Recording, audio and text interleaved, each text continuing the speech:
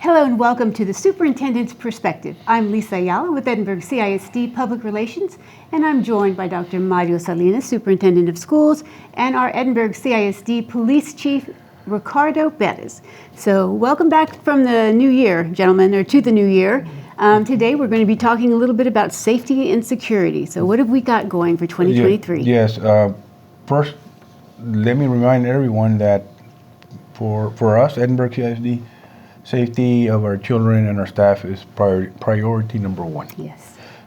We have invested significant resources in this priority, and we continue to invest. And I can ask the chief here to give us an update, because we continue to be vigilant. We continue to try to improve. We continue to meet and discuss and plan on how to make our campuses safer.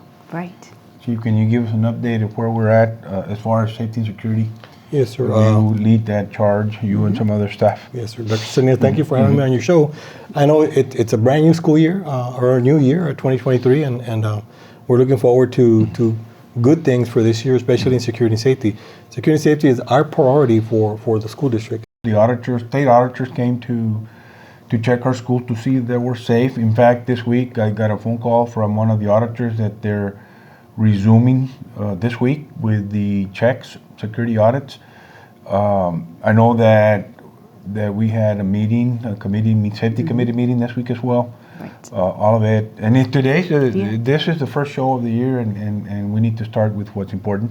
Right. For us. Right. And what's important is that that the audits are going to continue. We did get notice this morning that they're going to continue.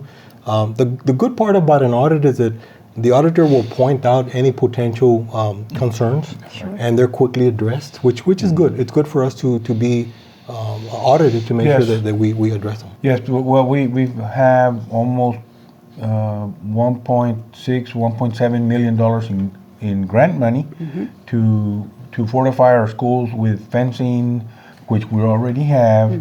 We can spend that money in other types of safety precautions or safety infrastructure.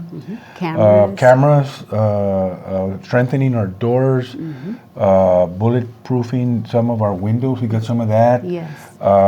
Technology to notify of intruders and so on and so on. And you also have almost $500,000 grant to get a bullet shield. What do you call them? Ballistic shields. They're high velocity ballistic shields, and I have one if I can demonstrate. And you're going to be able to get how many with this? Yes, we applied for 50 ballistic shields, and the best part about the grant award is that it absolves our taxpayers of $365,000. Well, there you go. Yeah, and part of the delay at Uvalde was the fact that they didn't have a ballistic shield. Was that a factor? That was one factor. That was one of many. But that was one factor, right? They did not have a ballistic shield to protect them from the intruder. That's correct. Right. At Uvalde, that's part of the reason that they were delayed. Not one factor. Right. And a shield is something that will protect the officer along with the bulletproof vest, right? So it gives them confidence to engage a potential active shooter, especially with a high-powered rifle. Right. This ballistic shield will defend from that high-powered velocity bullet. So if I can show you all, let me demonstrate. Wow. It's steel. Solid steel. Titanium, you mentioned. Titanium or some kind of strong. And this little wedge here will allow the officer to hold the weapon or handgun here at this level and still see the suspect, right? And it's we can stack up about 6 officers behind the shield to enter a potential active shooter area, right? So as you can see, it's not light. No. But it will protect the officer who's going to engage an active shooter. And as you mentioned, and you gave us a little demonstration earlier, and you had another officer behind you kind of stack up, as you mentioned, and kind of get behind you and walk together. So that gives them and you the confidence to move forward. And so you have a grant to buy those? Yes, we have the $365,000 grant will grant us 50 shields. Did you order them already? We have the approval and the money to order. We already have the vendors that are lined up.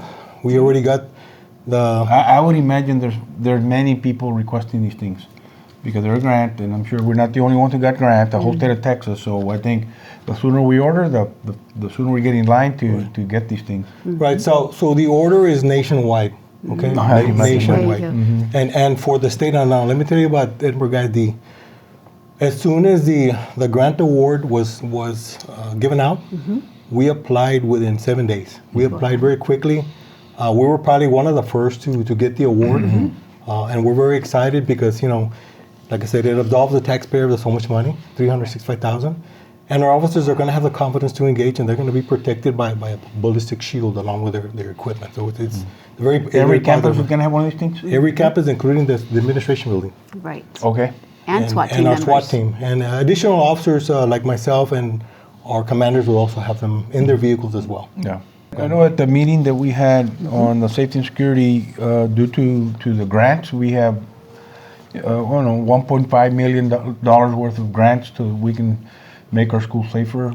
They talked about a Raptor technology. Do you want to describe what that is going to do to the campus? Right. So we already have the Raptor system, which is the check-in system. Yes. Now Raptor has since advanced in their technology on an app that we got awarded, and it's also going to be paid by part of that grant money, where all campuses will have an immediate app on an alert that would be going out, especially to law enforcement, informing our school community of a potential lockdown or an active shooter, whatever the emergency may be. Sure. The best part about this is that the latest technology out there? that is the up and latest technology that the Raptor technology has linked up with other security entities so they can all unite and provide a good quality product in the interest of safety for everyone, right? It's well-rounded. This is kind of an add-on, really, to the Raptor system that exists now, Right. correct? Yeah, and since they're already vendors with us, we just all they have to do is just activate this additional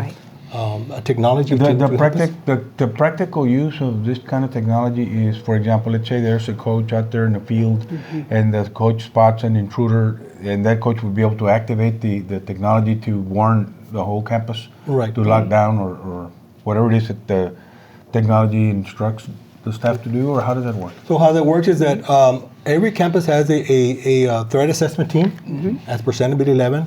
They've already been identified. We have them on record who they are, involving the principal and her staff, including the police and everybody and really it's the whole campus, including the custodian.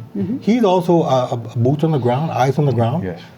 And they'll be able to access this app to send out a message. And I'd rather that message indicating that there's an intruder or any safety concern? Yes, Yeah, safety because concern. Lockdown as well? Yeah, lockdown. Lockdown. Our governor wants to make sure that if you see something, you say something. Right. If you something doesn't look normal or irregular, there's nothing wrong with it. Let's check it out. Let me press Better the app. safe than sorry. Exactly. right. Better safe That's than right. sorry. I mean, you've already set the precedent for what's going on in the culture. Yes. Unfortunately, the culture of security has changed because of what happened in Uvalde. Yes. Every elementary, we had always had police, for as long as I can remember, police at the high school, 2 or 3 or 4, now we're up to 4, and a couple of police at the middle. Never at the elementary, but with Sandy Hook, we opted to hire police for all our campuses. I believe we're the first in the state of Texas. Yep. And we're still one of the very few in the whole state that has police on all campuses. State certified armed Right, police. that happened with Sandy Yeah. Hook, right? And then we also started fortifying our schools, our campuses. That's the right. doors, to get into the school, there's multiple, you got to go through the Multiple door and you got to layers. go to multiple layers. We started investing in the Raptor system back then to screen visitors, started locking doors, and then we moved on to trying to fortify our campuses with fencing ever since Sandy Hook. Yes. So then Uvalde comes around, and it's a terrible tragedy, right? Yes. It spurs a strong movement for schools to fortify. And so schools started inquiring, how can we get the resources to do this. get police to man our campuses like Edinburg? Exactly. Where do we get the money to start fencing our campuses like it? We started little by little by little, since Sandy Hook. That's right. It's been 10 years in the making, almost 10 13. years, we've added campuses with fencing, right? It's not cheap. No. There's labor, there's material cost, labor cost. It's into a multi-million-dollar initiative. So we started at Sandy Hook, fortifying our campuses through strengthening our doors, through locking our doors, through arming our school with cameras. Then we started moving out to fencing, and now we're starting to electrify little by little by little by little. Yes. And then Uvalde happens, and we were so far ahead of everybody, beginning with police everywhere on all campuses, beginning with our doors already. People can't just walk into any of our schools. That's right. They're locked. They need to get buzzed in, and once you get buzzed in, you can't proceed to the hall into the school. You still have to give your ID. That's right. Even There's you have still to. another door Yes. that you need to be able to navigate through personnel to get into the school. That's right. And before that, there's fences. That's right. You know, most of our schools are locked in, and you can't get by the fence unless you have positive identification. You know, good identification. So we're way ahead of the ball game. We're not where we want to be. Uvalde happens, and we want to continue to strengthen what we already have. Exactly. Right. You know, we got $1.5 million, and we're gonna see where we can invest to continue to strengthen our schools, because parents want their children to be safe at school. They want to go to work, not have to worry, my children are not safe on campus. That's right. That's And that's been a priority for Edinburg. Everybody says that, right? But we put the money You put your money where your mouth That's is. right. We have Exactly. invested many millions of dollars over a decade, really. the Sandy Period Hook of a decade. 10 years ago. Yes, that's right. Since Sandy Hook, we have invested, if we include staff, salaries, Yeah. probably more than $100 million Yes. in fortifying and making our schools safe Yep. in 10 years. So we're way ahead of everybody else. Yeah. You know, I went to a meeting, you were there, people are saying, where do we get the money to put police on all campuses? We don't have money. And then they would tell me, how do you all do it? We started doing it 10 years ago. That's right. It's a priority for us. That's right. You know, people say, well, how do you do it? We all get the same amount of money.